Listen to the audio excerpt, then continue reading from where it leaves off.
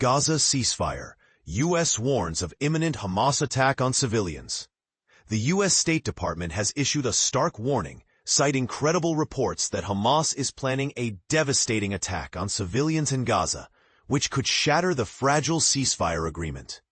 This potential assault, according to the department, would be a direct and grave violation of the ceasefire, undermining the significant progress made through mediation efforts. The statement, released on Saturday, emphasizes the gravity of the situation. It highlights that any planned attack against Palestinians would be a severe breach of the ceasefire, threatening the hard-earned peace.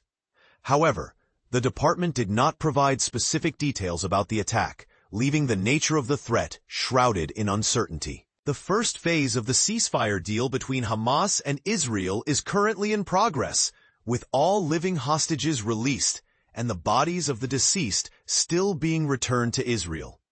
As part of the agreement, Israel has also freed 250 Palestinian prisoners from its jails and 1,718 detainees from Gaza. Washington has informed other guarantors of the Gaza peace agreement, including Egypt, Qatar, and Turkey, demanding that Hamas uphold its end of the ceasefire terms.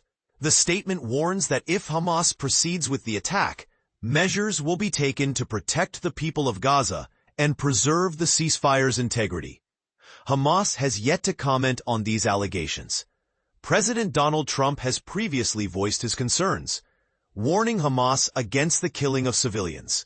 In a post on Truth Social, Trump threatened military action if Hamas persisted in its violent path. However, Trump later clarified that he would not be sending U.S. troops into Gaza, leaving the situation in a state of tension and uncertainty.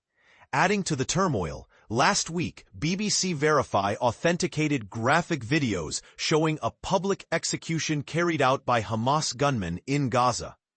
The videos depicted masked gunmen, some wearing green headbands associated with Hamas, lining up 8 people with their arms tied behind their backs before executing them in a crowded square. The identities of the gunmen remain unclear, but the incident raises further concerns about Hamas's actions. On Saturday, Israel received 2 more bodies from Gaza, which Hamas claimed were hostages, though they have yet to be formally identified.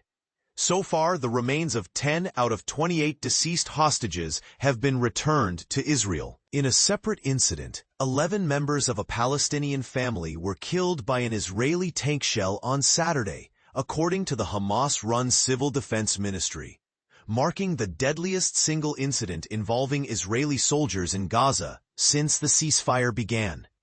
The Israeli military claimed the soldiers fired at a suspicious vehicle that crossed the yellow line demarcating the area still occupied by Israeli forces in Gaza. The absence of physical markers for this line adds to the confusion. The BBC has requested the IDF's coordinates for the incident.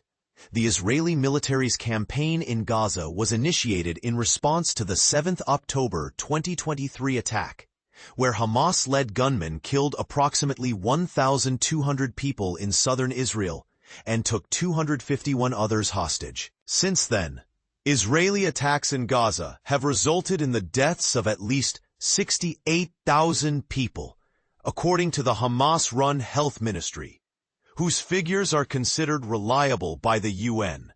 In September, a UN Commission of Inquiry accused Israel of committing genocide against Palestinians in Gaza, a claim Israel vehemently rejected as distorted and false.